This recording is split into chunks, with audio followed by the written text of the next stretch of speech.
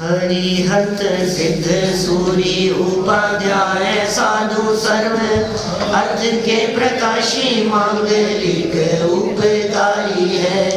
तिनको स्वरूप जाने राग ते भई जो भक्ति खाए गुण माए स्तुति को जानी है। धन धन तिन ते काज सब आज भये कर जोड़े मारे मारे वंदना हमारी है। मंगल कल्याण सुख है सो हम चाहत है। ओ मेरी ऐसी दशा जैसी तुम धारी है। ओ मेरी ऐसी दशा जैसी तुम धारी है। ओ मेरी ऐसी दशा जैसी तुम धारी है।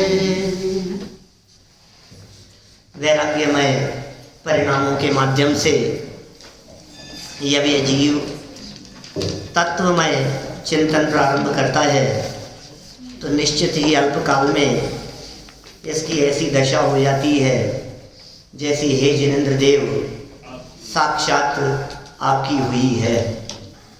प्रत्येक आत्मार्थी का यही प्रयोजन है कि जैसी दशा जिनेंद्र देव आपकी है वैसी ही दशा मेरी भी हो जाए।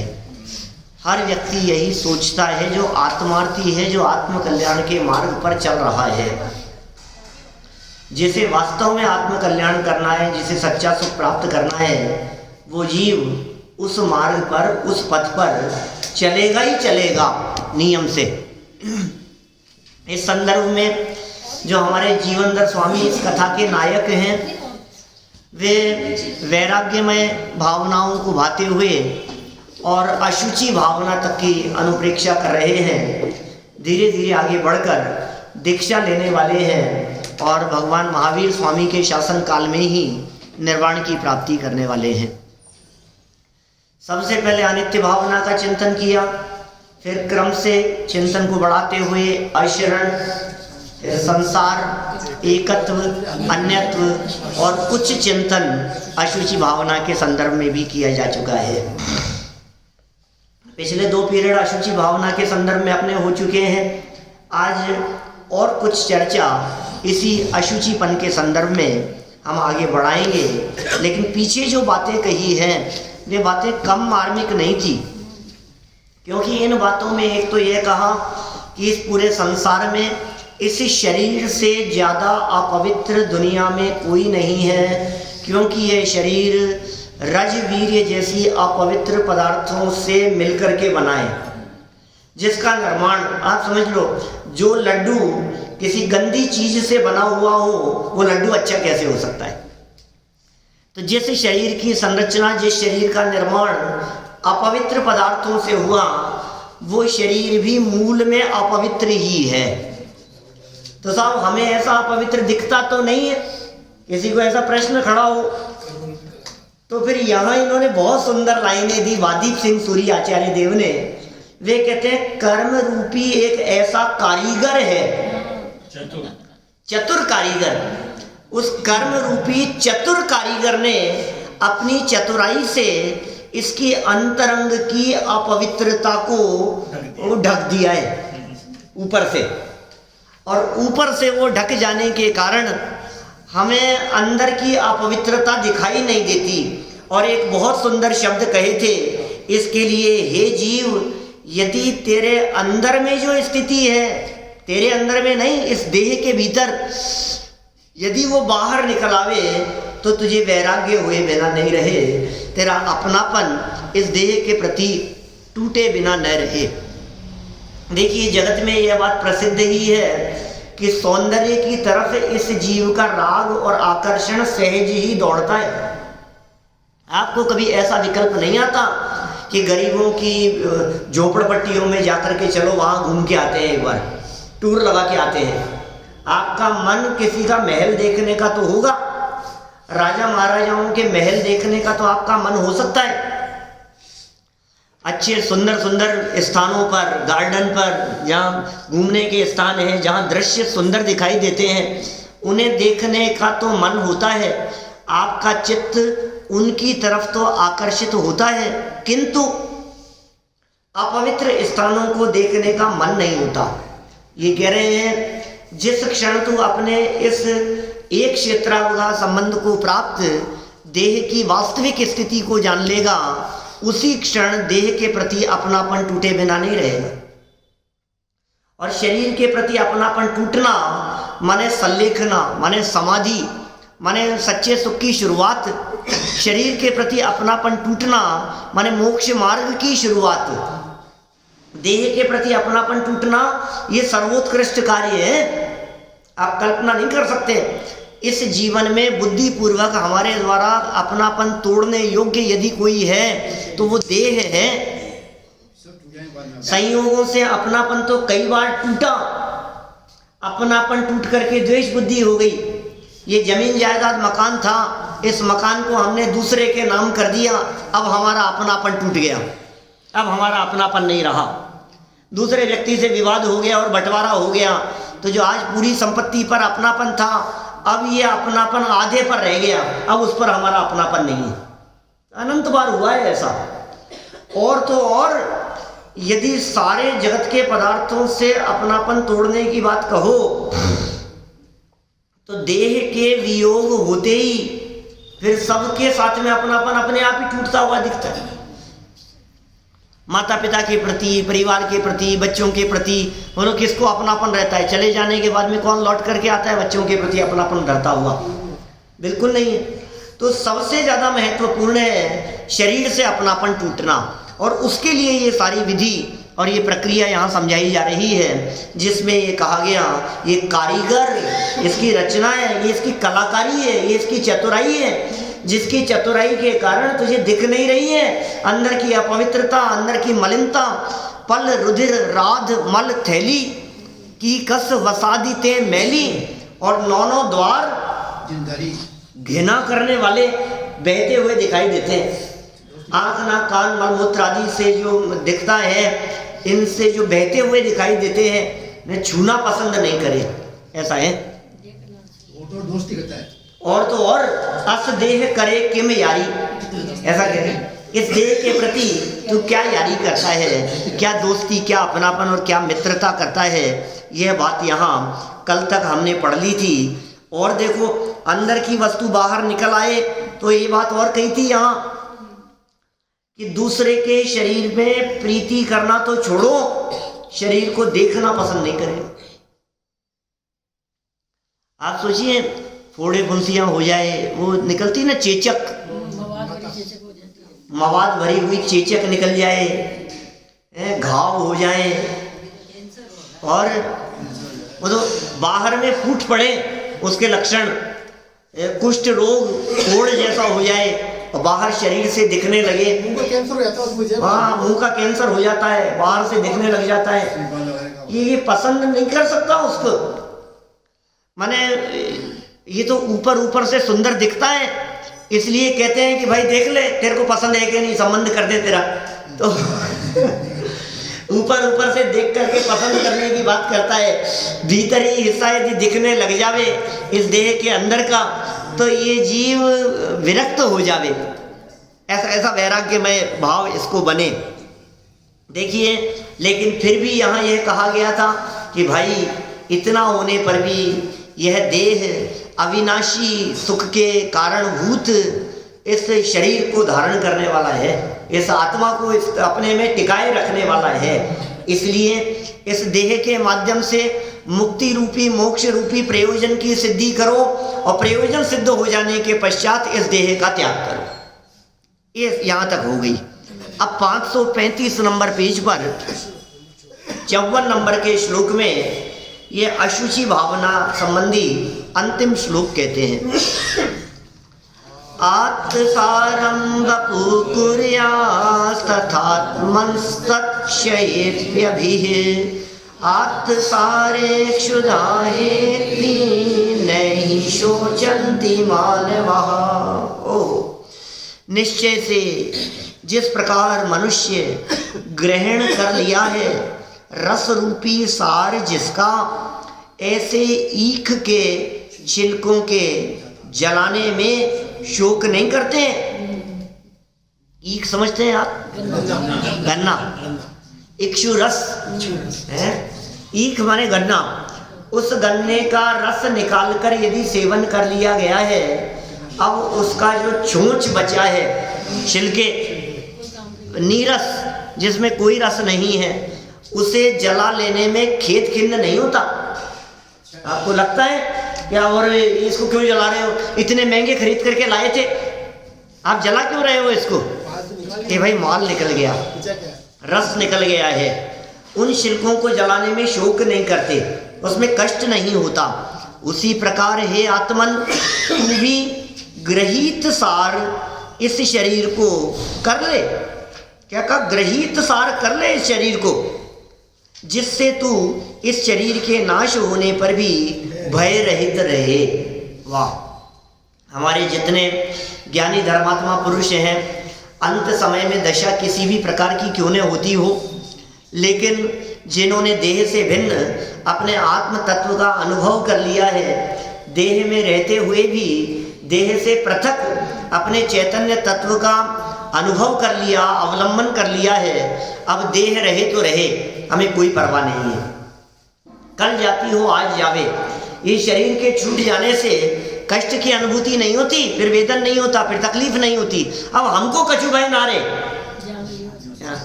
मरण कल आए चाहे आज आए, लाखों वर्षों तक जीऊं या मृत्यु आज ही आ जावे, फिर बचाने की तड़प नहीं होती।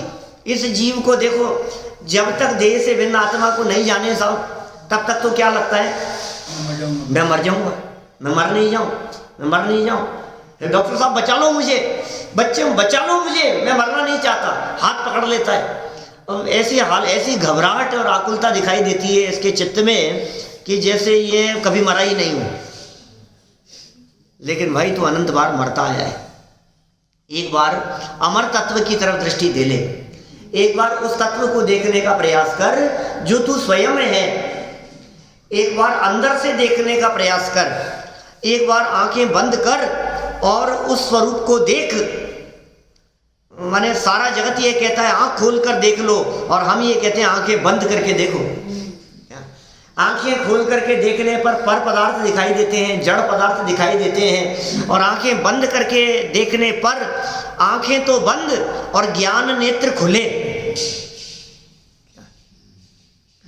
आखिर आंखें बंद में तो नींद भी है, आंखें बंद में तो स्वप्न भी है, आंखें बंद में तो बेहोशी भी है, आंखें बंद में तो पड़ा है बेचेत, पड़े सब देही है, उसकी बात नहीं है। बाहर में ये जड़ नेत्र तो बंद हो और अंदर में ज्ञान नेत्र खुले हो, तो ज्ञान नेत्रों से देखने पर अपना चैतन्य सौंदर्य दिखाई देता है। जिसे अपना चैतन्य सौंदर्य दिखाई देता है वो फिर इस शरीर की परवाह नहीं करता। शरीर शिथिल हो जाता है, शरीर कमजोर हो जाता है, शरीर बेजान हो जाता है, तो शरीर की परवाह नहीं है ना। जब उपयोग शरीर की तरफ से हटता है तो शरीर हट्टा कट्टा नहीं होता। फिर देखो हमारे मुनि दशा में एक टाइम भोजन, एक बार दिन में ले आहार, खड़े अल्प निज पान में। कितनी बातें कही है दौलत राम जी ने। हमारे मुनिराज दिन में एक बार आहार लेते, खड़े खड़े लेते, अल्प आहार लेते और निज पान में लेते, भरपेट नहीं खाते। आज तो अच्छा भोजन मिला है यार, स्वाद बहुत अच्छा है, आज तो थोड़ा दबा के खा लो, कल का क्या भरोसा, ऐसा विकल्प नहीं आता उनको। स्वाद का लक्ष्य नहीं रहता, स्वाद का लक्ष्य नहीं है, नीरस करके खाते हैं, अल्प करके खाते हैं, रस बदल बदल करके त्याग करके खाते हैं। तो शरीर की परवाह नहीं है कि क्या परवाह करें इसकी, अनंत बार परवाह की है इसकी।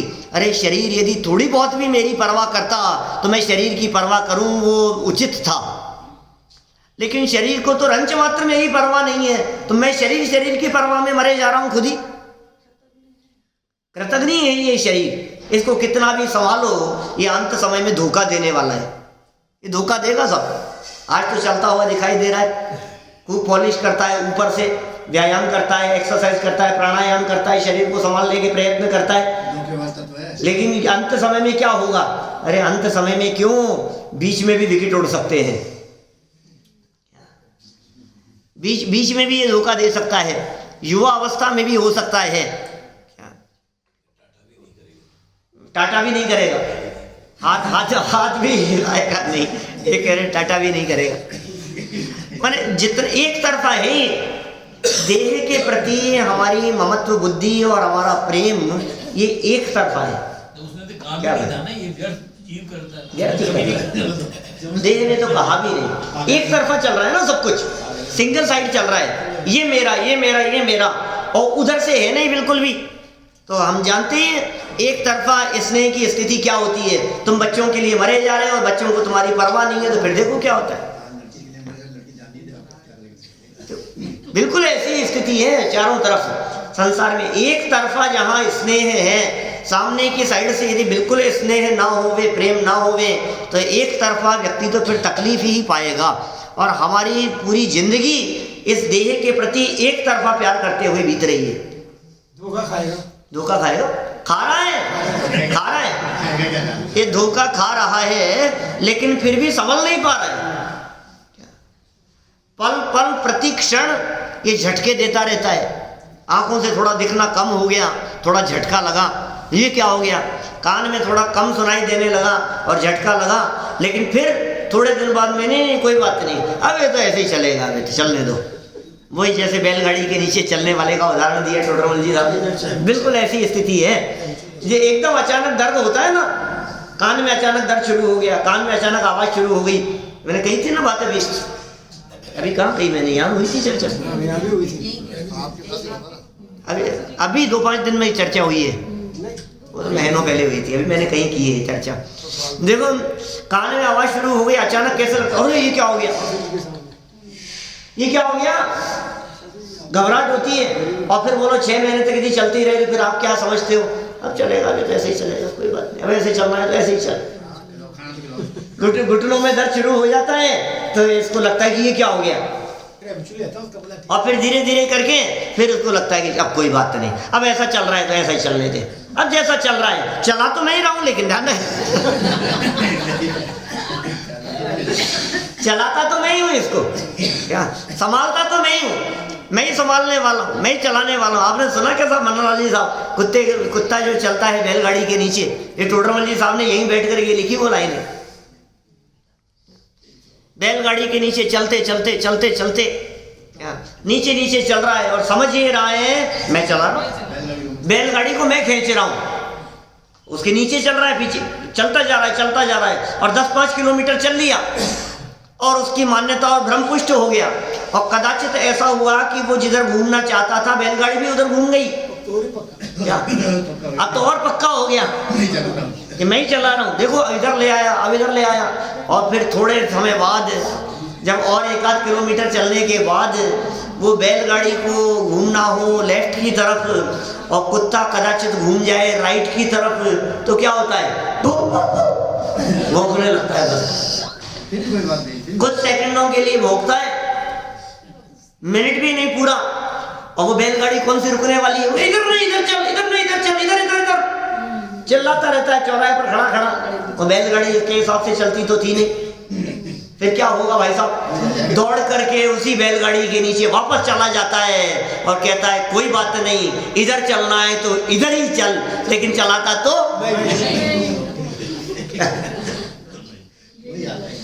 चलाता तो नहीं, क्या साध्य, लगता है ऐसा है मैं ही चला रहा हूँ, मैं ही चला। अरे साहब क्या बात करते हो, कोई व्यक्ति यदि आपकी तारीफ कर देगा ना कि भैया 20 साल पहले जैसे दिखते थे वैसे ही दिख रहे हो आज भी, मेंटेन करके चलता को भी चला रहा है ना, मैंने मेंटेन कर रखा है साहब, ऐसे ही थोड़ी ना है। रोजाना प्राणायाम करता हूँ, रोजाना इतनी एक्सरसाइज करता हूँ, इतना घूमने के लिए जाता हूँ, कम से कम 1.5 से 2 घंटा देता हूँ रोजाना शरीर के लिए।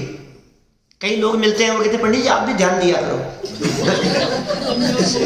आप घूमते हो कि नहीं, आप वॉकिंग करते हो कि नहीं, आप एक्सरसाइज करते, थोड़ा थोड़ा ध्यान दो। कई लोग मिलते हैं कहते हैं आप थोड़ा गले को संभालो, आप इसको संभालो, कि भाई अनंत काल हो गया संभालते संभालते, क्या इसको संभालने में ये बहुमूल्य जीवन के अमूल्य क्षण ये बर्बाद हो रहे हैं। युगल जी बाबू जी की वही पंक्तियां देवशब्द गुरु पूजन की अशुचि भावना के अंतर्गत लिखी गई वही पंक्तियां, कौन सी, जिसके श्रृंगारों में मेरा ये महंगा जीवन घुल जाता, अत्यंत अशुचि जड़ काया से, इस चेतन का कैसा नाता। कोई नाता नहीं है, कोई संबंध नहीं है। जड़ और चेतन इन दोनों की जाति पृथक पृथक है। या एकत्व अन्यत्व भावना में बतलाए थे ना, तीन अंतर बतलाए थे। क्या क्या अंतर थे? कि ये चेतन है आत्मा, तू स्वयं चेतन है, और शरीर कैसा है? अचेतन है। तू पवित्र पदार्थ है और शरीर अपवित्र पदार्थ है। तू नित्य है और शरीर अनित्य है। ये तीन अंतर यहाँ वादीप सिंह सूर्य आचार्य देव ने 2-4 दिन पहले बताए थे, जब अपन ने पढ़े थे तब।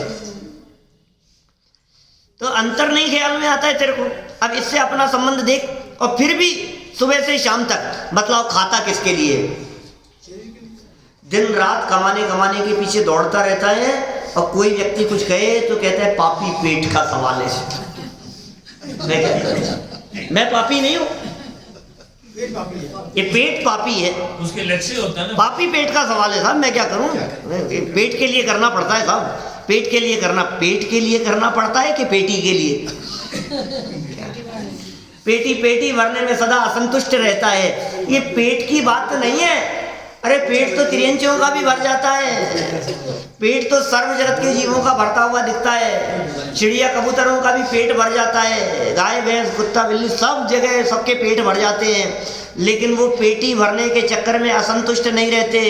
और हमारी असंतुष्ट दशा कितनी है कि हमारी ये तृष्णा, ये पेटी भरती ही नहीं है कभी, ये तिजोरी कभी भरती ही नहीं है, ये लॉकर कभी भरता ही नहीं है। ये ऐसा गड्ढा है, ये तृष्णा की खाई खूब भरी, पर रिक्त रही वह रिक्त रही। इन्हीं युगल जी बाबू जी ने इसी पूजन में वो जो छंद है नैवेद्य का, उस छंद में लिखा, युग युग से इच्छा सागर में प्रभु गोते खाता आया हूँ, पंच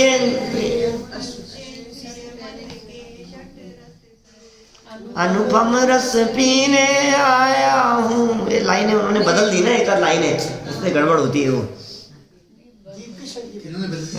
नहीं, इसकी भी एक लाइन बदली है। अब तक अगणित जड़ द्रव्यों से प्रभु भूख न मेरी शांत हुई, तृष्णा की खाई खूब भरी। मैं सबको याद है ना, याद है ना सबको? कोई ऐसे तो नहीं जिनको याद नहीं हो। याद तो है पर लक्ष्य नहीं है। याद तो है पर लक्ष्य नहीं। याद है सब, याद है। फिर याद है तो अभी उठते ही कहाँ भागेंगे अपन? तो लक्ष्य नहीं है सब। खूब भरने का प्रयास किया, लेकिन रिक्त की रिक्त रही। अच्छा, मरते दम तक भर जाएगी कि नहीं भरेगी? खाली रहेगी। ये तृष्णा रूपी खाई कभी भरती नहीं है। वह आत्मानुशासन में जो श्लोक कहा है, आशा गर्त है प्रति प्राणी यस्मिन विश्वमणुपमम कस्य किम की दाया तीव्रता वो विशेषता। फिर ये विषयों के प्रति इच्छा करना ये व्यर्थ है। तू किसे खिला रहा पिला रहा है? यह शरीर यदि प्रयोजन की सिद्धि ना होवे तो इस चोंच के समान है, सार रहित ईख के छिलकों के समान है। ज्ञानी धर्मात्मा पुरुष इसे जला देने में रंच मात्र भी शोक नहीं करते। अरे साहब आपके कैंसर हो गया, अरे साहब हमें बहुत दुख है। तुम्हें दुख है? मुझे ही दुख नहीं है और तुम्हें दुख। ज्ञानी क्या कहेगा बोलो? उनसे मिलने के लिए आने वाला व्यक्ति ये कहे, अरे साहब आपकी ऐसी दशा हो गई, हमें बहुत खेद है, बहुत दुख है। वो कहेगा भाई तू जबरदस्ती मेरे चक्कर में दुखी मत हो, मुझे इसकी अवस्था के कारण रंच मात्र भी दुख नहीं है। बड़े बाबू भाई कहा करते थे, हाथ कटा और ज्ञान बढ़ा। हाथ कटा, हीराचंद जी काला भावनगर वाले अभी हैं, हाथ कट गया था उनका जवानी में ही। एक बोलो आप कैसी स्थिति हुई होगी? बहुत अच्छे विद्वान अभी हैं भावनगर में। बोलो, अज्ञानी जी वैसा करता है, ये ज्ञान का नुकसान करता है, और ज्ञान का नुकसान करके कहता है कि धन बढ़ा। अरे क्या धन बढ़ा? फिर ज्ञान बढ़े ये काम होना चाहिए। समझ बढ़ी के नहीं। हाथ के कट जाने पर पैर के कट जाने पर, उंगली के कट जाने पर, देह के तेरे से प्रतिकूल चलने पर तुझे कुछ ज्ञान बढ़ा के नहीं, अब तो समझ ले। ये दौलत राम जी ने जब 7 तत्व संबंधी भूलों का प्रकरण लिखा तो आश्रव तत्व संबंधी भूल बतलाते हुए वे कहते हैं, तिन ही को सेवत गिनत चैन, रागादि प्रकट जे दुख देन, ऐसा कहते हैं। कल से चर्चा होगी इसकी, आश्रम की चर्चा है। लेकिन कहते हैं ये जो पुत्र के प्रति राग है, ये जो बच्चों के प्रति राग है, ये जो पत्नी परिवार मित्रों के प्रति राग दिखाई देता है, ये कह रहे हैं ये तेरे को राग प्रकट दुख दे रहा है, प्रकट में दिखाई दे रही है हमारे को, ये प्रतिकूल चल रहा है, और फिर भी तू ये कहते हैं नहीं नहीं मेरे, नहीं नहीं मेरे, ये तेरा अपनापन ही नहीं टूट रहा। अरे भाई, इस वेद विज्ञान के लिए मैं कहता हूं कभी ऐसा कि तुम इस बात को हाईलाइट करो जब ये शरीर तुम्हारे हिसाब से नहीं चला था। बोलो, वेद विज्ञान करना है, वेद विज्ञान, सम्यक दर्शन की प्राप्ति, आत्मानुभूति, क्या करें उसके लिए? ये मैं करता हूं और मेरे करने से ये सब चलता है। माने वो जो कुत्ता जो बैलगाड़ी के नीचे चल रहा था, यदि वो सिर्फ कुछ मिनटों के लिए, कुछ सेकंडों के लिए बनी हुई वो परिस्थिति जिसमें चलना चाहता था इधर और बैलगाड़ी चली इधर, यदि उस बात को हाईलाइट करे तो ये बात समझ में आ जाए कि मैं नहीं चला रहा हूं, उस चीज को हाईलाइट करे। अब हम ये कह रहे हैं सुबह से शाम तक आप यदि उन बातों को हाईलाइट करो जिन बातों में ये शरीर आपके अनुसार नहीं चला था, उन बातों को हाईलाइट करो जहां आज 24 घंटे में आपके हिसाब से नहीं बन रही थी, नहीं चल रही थी, तो आपको पता लगेगा कि ये मेरे नहीं है। मेरे होते तो मेरे हिसाब से चलते। कभी सर दर्द हो जाता है, कभी पेट दर्द हो जाता है, खाना कुछ आता है, खाने में कुछ आता है, दांत के नीचे कुछ आ जाता है, आंखें जलने लग जाती है, कभी आंख राइट की जगह लेफ्ट फड़कने लग जाती है, इसकी जगह वो हो जाता है, खुजली चलने लग जाती है, सर खुजाने लग जाता है, कोई व्यक्ति पैसे दे करके मना आ जाती है कि मैं लेने दूंगा नहीं वापस तुझे, दिन भर दिखता है ना तुझे ऐसा। स्विच दबाना चाहता है, इसकी जगह ये दब जाता है, रोटी गर्म चाहता है, गर्म की जगह ठंडी हो जाती है, ते तू जो चाहता है वो काम नहीं हो रहा है ना। दिन भर में कितने प्रसंग ऐसे बनते हैं, कभी पेट साफ नहीं होता है तो कभी भरता नहीं है, कभी मन नहीं भरता है, कभी काम नहीं होता है, कभी मन माफिक नहीं बनता है, कभी सब्जी पसंद नहीं आती है, कभी छींकें चालू हो जाती है, कभी जुकाम हो जाता है, कभी पैर दर्द करने लगते हैं, कभी आराम करने का मन होता है, कभी कमर दर्द दुख रही है। 24 घंटे में कितनी बातें दिखती है तुम्हारे को, कभी डांट दर्द कर रही है, दांत दर्द कर रहा है, हर समय विपरीत कहीं ना कहीं आपको दिखेंगी। 24 घंटे यदि आप इन बातों को हाईलाइट करने का प्रयास करोगे तो हमारे वीतरागी संत ये कह रहे हैं कि वेद विज्ञान की धारा बलवती होती है इससे। वेद विज्ञान कैसे हो, वेद विज्ञान अब हो गया है ना, कोई लाइन है इस तरह की उनकी, ज्ञान सम्यक मेरा हो गया, एक अभेद की धारा में मैं बह गया, वेद विज्ञान अब हो गया। होता ही नहीं है, होता ही नहीं है। क्यों? क्योंकि देखो भेद तो है और भेद का ज्ञान भी हो रहा है, लेकिन विशेष ज्ञान नहीं हो रहा है। विशेष ज्ञान क्यों नहीं हो रहा है? क्योंकि उस चीज को तो हाईलाइट नहीं कर रहा है, और से पर में हो रहा है। खाना खाते खाते अचानक जीभ आ गई दांत के नीचे, अब बोल अब तेरी चलती है कैसे, बात समझ में आ रही है कि नहीं? तो क्यों नहीं हाईलाइट करता है? बालों को आईने के सामने खड़े होकर जब सफेद देखता है, जब उड़ते हुए झड़ते हुए देखता है, तो तुझे भेद विज्ञान क्यों नहीं होता है? तुझे ये बात समझ में क्यों नहीं आती है कि यार ये मेरे चलाने से नहीं चल रहा था, मेरे करने से नहीं हो रहा था, मैंने कितने प्रयत्न किए फिर भी नहीं हुआ, ये चलता ही नहीं है मेरे हिसाब से। उस चीज को हाईलाइट कर। अब होता क्या है, अब वो घटना तो सर दर्द तो 5 मिनट हुआ, 15 मिनट हुआ, 2 घंटे हुआ, बाकी 22 घंटे नहीं था ना, तो ये कहता है कि देखो मैंने सही कर लिया, इसके ऊपर बाम लगाई और सही कर लिया, मैं सही करने वाला मैं हूं, अभी हो जाएगा, एक गोली लूंगा और सही हो जाएगा। अरे लेकिन मूर्ख खराब क्यों हुआ था ये बता, ये नहीं बता सकता। तेरी मर्जी के बिना तेरे से प्रतिकूल चला कैसे, वो क्यों नहीं देख रहे हैं? इसमें सार नहीं है, इसमें सुख नहीं है, ये तेरे से भिन्न है, ये पृथक है, ये परद्रव्य है, ये जड़ है, ये अचेतन है, ये नासमझ है, इसमें ज्ञान नहीं है, और मैं ज्ञानवान और जानदार तत्व हूं, उसे नहीं देखता है। अब ये सोच रहा है ये चला नहीं जाए, ये चला नहीं जाए। अरे मूर्ख, ये कह रहे हैं यहाँ किसके समान कह रहे हैं, वो छिलके जिसमें से रस निकल गया है, अब तुझे किस बात की चिंता होती है? कोई तुम्हारे घर में बच्चे और हाथ में अनार लेकर और कैच कैच खेल रहे हो, तुम क्या कहोगे? अरे भाई पागल है क्या, किससे खेल रहा, खराब हो जाएगी, अभी नीचे गिर जाएगी, अभी दाने खराब हो जाएंगे इसके। आप मना करते हो ना। और यदि वही बच्चे उसमें से अनार के दाने और रस निकाल लेने के बाद छिलकों को उछाल रहे हो तो आपको कितनी तकलीफ होती है? आप क्या सोचते हो? बेदाम में से गिरी निकाल लो, फिर छिलके में क्या काम है? बेदाम में से गिरी निकाल लेने के बाद अब वो जो छिलका बचा है अब परवाह नहीं करता उसकी। माने वहां तो समझदारी दिखाता है और यहाँ क्यों ना समझ हो रहा है, जानकर अनजान क्यों तुम बन गए। अरे ये सब जानते हुए भी, समझदार होकर के भी काहे भये नादान, काहे भये नादान।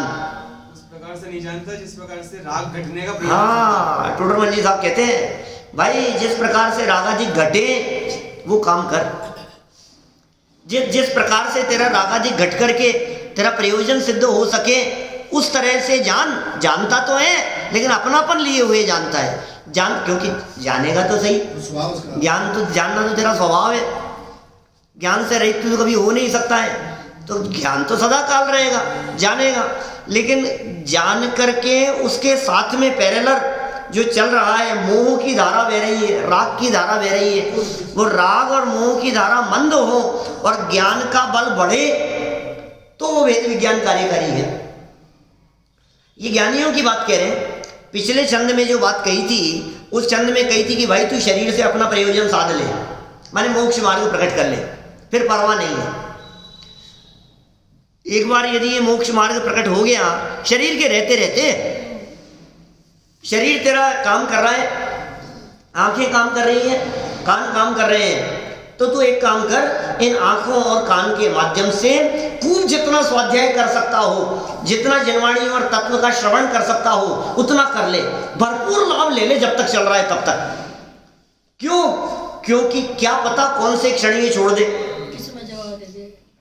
अच्छा चलो, ऐसा हो सकता है ना, जब कभी कर्फ्यू लगता है और बीच में छूट दी जाती है तो आप क्या करते हैं?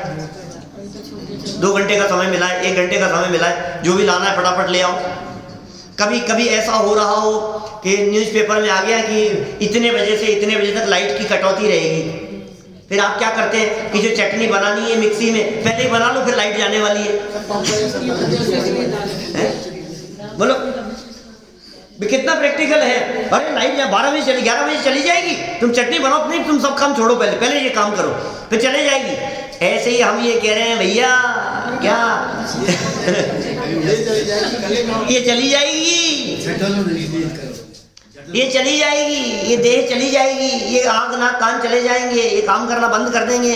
सुनो सुनो सुनो, प्रयोजन साध लो, प्रयोजन साध लो, जाने के पहले साध लो, जब तक ये साथ नहीं छोड़ देवे उससे पहले। यही तो कही थी पिछले 53 नंबर के श्लोक में जो बात कही थी, जो कल हमने पढ़ी थी बात, जब लो न रोग जरा गए तब लो झटिति निज, अपना भला कर लो। 100% जाने वाली है भैया आंखें, इसमें कोई शक नहीं है, ये जाने वाली है, ये कान जाने वाले हैं, ये समझ लो आप, जबान जाने वाली है, आंखें काम नहीं करेगी। इसलिए जितना कहते हैं ना वो कंठ की विद्या और अंट के दाम, वक्त पड़े पर, समय पड़े पर आवे काम। तो आपने जितना जनवाणी को कंठ में बसा लिया, जितना अपने अंदर में बसा लिया, अब आंखें रहे तो रहे, अब कान रहे तो रहे, नहीं रहे तो नहीं रहे, कोई बात नहीं, मैंने अपना प्रयोजन साध लिया, अब मुझे कोई जरूरत नहीं है इसके, अपना काम तो हो गया, अपनी चटनी पिस गई अब अपना काम हो जाने के बाद अब लाइट जाए तो जाए, हमें कोई परवाह नहीं। क्या अब डिस्कनेक्ट हो तो हो, अब तुम्हें जो करना हो सो करो, कटौती जो भी करनी हो, मैं तो ठिकाने पहुंच गया, अब इसका जो भी हो तो हो। अपने पहुंच जाने के बाद, अपने घर में आ जाने के बाद में, अब चाहे आंधी आए, चाहे तूफान आए, चाहे बरसात आए, हमें कोई परवाह नहीं है, हम अपने घर में आ गए। निज घर में आ जाने के बाद में ये कह रहे प्रयोजन भूत काम कर लेने, जिसने कर लिया हो, जिसने कर लिया हो, बात तो उसकी है, जिसने कर लिया हो वो ज्ञानी जीव इसे छिलके के समान जान करके परवाह नहीं करता। लो गृहीत सार। देखो, हे आत्मन, अन्वय अर्थ की चौथी लाइन में कहते हैं, हे आत्मन तू भी क्या कर, तू भी गृहीत सार इस शरीर को कर ले।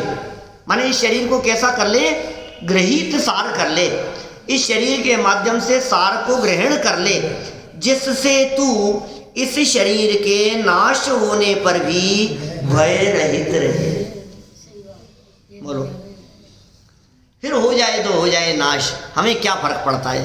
अरे वस्त्र बदल लेते हैं, इस तरह से तन बदल लिया जाएगा, और ये जीर्ण शीर्ण शरीर छूटेगा तो नया मिलेगा। मुझे नए की परवाह नहीं है, लेकिन ज्ञानियों ने ऐसा कहा है, इस तरह के संबोधन किए हैं कि अरे भाई तेरा ये कमजोर शरीर जिसमें जगह जगह ज़्यादा कहते हैं ठिगड़े लगे लगे हुए हैं, जगह जगह लगे हुए हैं, आंखें चेंज हो गई, हार्ट चेंज हो गया, चीर फाड़ हो रही है शरीर में, घुटने बदल लिए, दांत नकली लगे, किडनी बदल गई, ये सब जो जिसमें सिलाई हो रही है, सिल करके जिसमें वो खराब लगे हुए हैं, बेबंद है।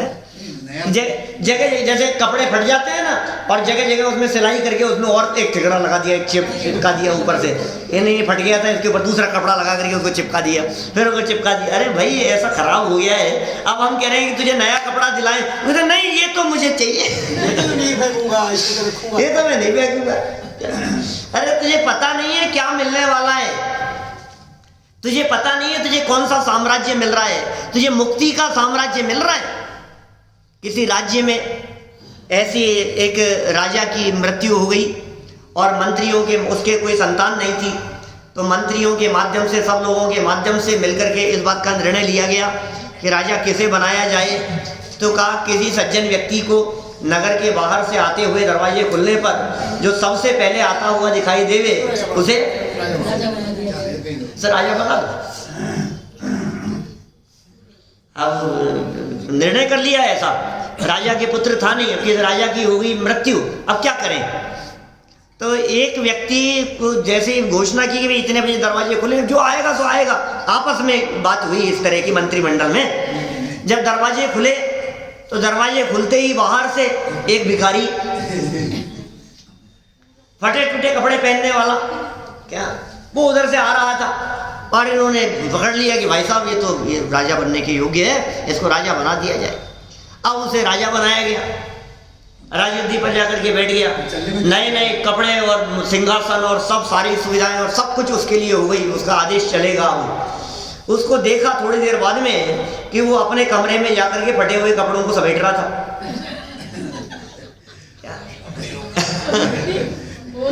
कि भाई तुम ये क्यों समेट रहे हो, महाराज आप ये क्यों समेट रहे हो, कि नहीं नहीं फिर दोबारा ये काम आएंगे मेरे। तुझे पता नहीं है तू क्या समेट रहा है, क्या तुझे पता नहीं है तू किसको इकट्ठा करने के अंदर अपना समय बर्बाद कर रहा है। तुझे जो चीज मिल रही है, तुझे जो चीज मिलने वाली है, ये जब उसका राज्याभिषेक हो रहा था उससे पहले ही कपड़े बदलते समय समेटने लगा, संभालने लगा।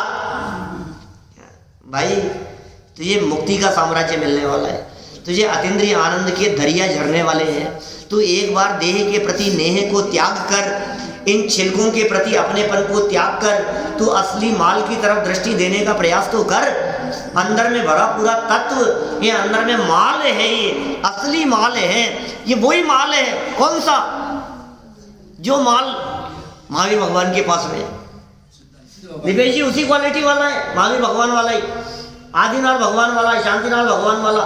सिद्धालय में बैठ करके जिस माल का, जिस सुख का अनुभव कर रहे हैं, वही माल, सेम क्वालिटी, कुछ फर्क नहीं, ये मौजूद है हमारे पास में। बोलो, वही क्वालिटी वाला। ये ज्ञानी धर्मात्मा पुरुष ये कह रहे हैं भैया सुन, वो अनुभव करेगा तू, सिद्धों जैसा, जैसा अनंत भगवान, सिद्ध भगवान, 24 तीर्थंकर परमात्मा जिस सुख का अनुभव करते हैं, उस सुख का अनुभव कल्पना करो जरा। ऐसा लगता है आपको साधारण सी बातें, किसी सचिन तेंदुलकर के साइन किया हुआ बैट हो ना अपने पास में, तो कैसा लगता है साध्य। मेरे पास तो सचिन का बैट है, धोनी का बैट है मेरे पास में, तो जिससे वो क्रिकेट खेलता है। आपको पता है मेरे घर में जो चावल आते हैं ना, मैं वहां से मंगवाता हूँ बाहर से, वही चावल आते हैं जो अमिताभ बच्चन के घर में आते हैं। कैसा लगता है यार, वही बोले बाहर से आते हैं, यहाँ से नहीं, बाहर से मंगवाते हैं। और जो उसके घर में आते हैं, जो ओबामा जिस कंपनी के शूज पहनता है ना मैं भी उसी कंपनी के जूते पहनता हूँ। अरे मूर्ख, तो समझ में नहीं आ रही ये बात। इनकी तो तुझे महिमा आती है।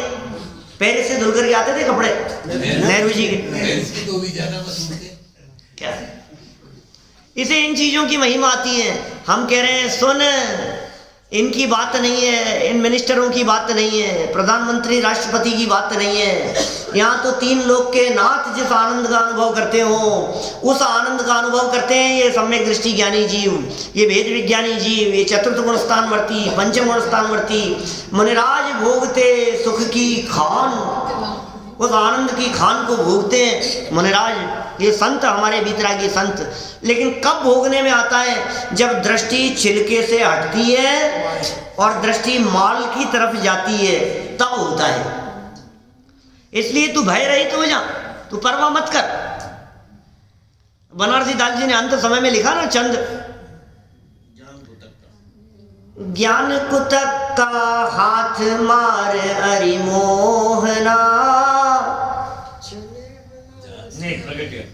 प्रगट्यो ज्ञान स्वरूप जो अनंत जो सोहना। क्या? और फिर जा परजय को अंत सत्य करी जानना, और चले बनारसी दास फेर नहीं आवना।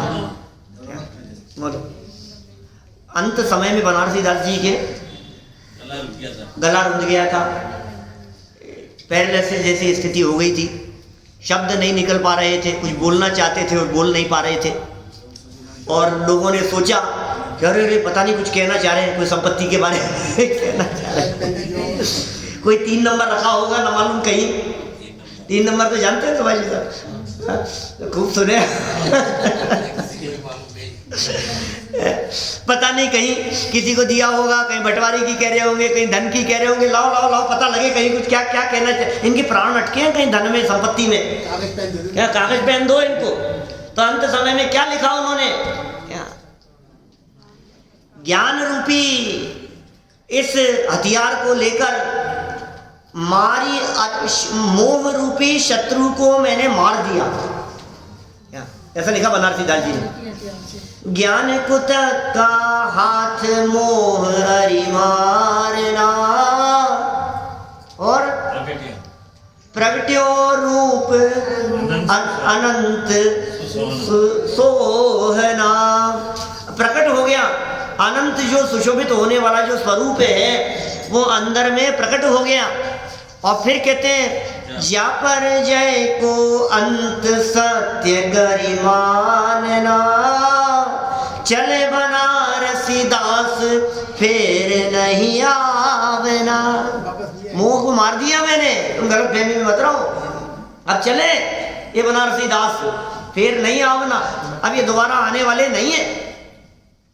इस चक्कर में मत उलझो तुम, हमने मोह को मार दिया, हमारे प्राण कहीं अटके हुए नहीं है, क्योंकि अब हमने प्राण वाले तत्व को पहचान लिया है। यहाँ से जा रहे हैं, लौट करके नहीं आएंगे। मैं मरने वाला नहीं हूँ, मैं अमर तत्व हूँ, नहीं मरने वाला एक तत्व हूँ। ये देखो यहाँ यही कह रहे हैं, इसके नाश होने पर भी भय रहित होते हैं। तुम्हें डर नहीं होता?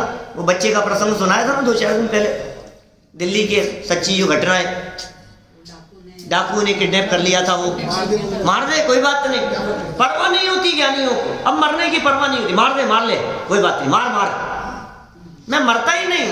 ये बात समझ में आ जाए एक बार। देखिए सरल अर्थ में क्या कहते हैं, जिस प्रकार मनुष्य ईख से माने गन्ने से रस निकालने के पश्चात, रोज करते हैं ये काम तो रस निकालने का,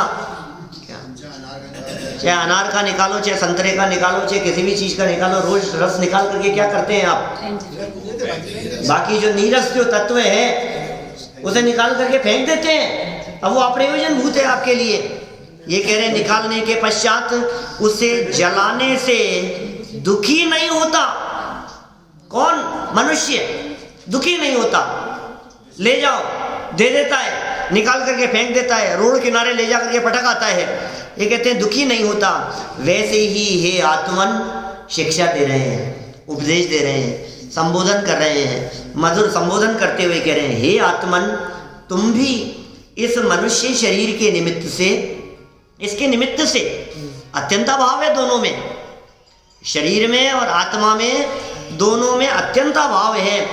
इस मनुष्य शरीर के निमित्त से मोक्ष का साधन कर, मोक्ष का साधन रत्नत्रय प्रकट कर, रत्नत्रय कर लो, सम्यक दर्शन की प्राप्ति कर लो, वेद विज्ञान कर लो, देह से अपने आप को भिन्न, देह देवालय में विराजमान उस तत्व को पकड़ लो, उस माल को निकाल लो, रत्न को निकाल लो आप। अच्छा आपके पास में जगह नहीं हो, मान लो परदेश से आ रहे हो आप, क्या आपको परदेश से धन कमाया आपने, खूब इकट्ठा किया और आपको घर आना है, लौट करके आना है वापस, और जगह नहीं है आपके पास में, तो आप क्या करोगे? खूब रत्न कमाए थे आपने और अच्छे डायमंड सेट थे अच्छे बॉक्स में रखे हुए, तो आप क्या करेंगे?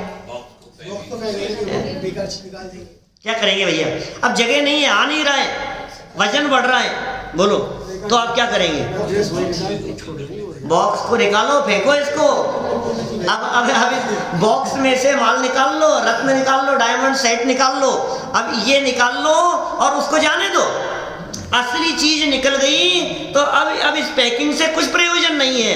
ये कह रहे हैं रत्नत्रय रूपी रत्न निकाल लिए, सम्यक दर्शन ज्ञान चारित्र रूपी रत्न निकाल लिए, ये माल निकाल लिया, तो अब ये जो शरीर की पैकिंग है, ये शरीर कैसा है?